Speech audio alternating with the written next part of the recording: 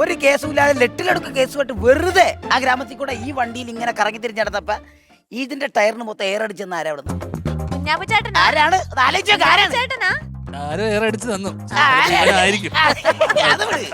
ഇത് മാത്രമല്ല കുഞ്ഞിരാമായണ ലൊക്കേഷനിൽ ഷൂട്ട് നടക്കുന്നിടത്ത് ബേസിന്റെ അടുത്ത് വന്നിട്ട് നിങ്ങളുടെ പേര് പൊട്ടൻ ലാലു നിട്ടോ എന്ന് പറഞ്ഞു കൊടുത്താരാ?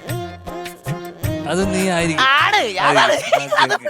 വർഷങ്ങൾക്ക് ശേഷം എന്ന് പറഞ്ഞ സിനിമയിൽ ഒരു ബന്ധവുമില്ലാത്ത നരച്ച കുറെ ബിഗ് വെച്ചെല്ലാരും കൂടെ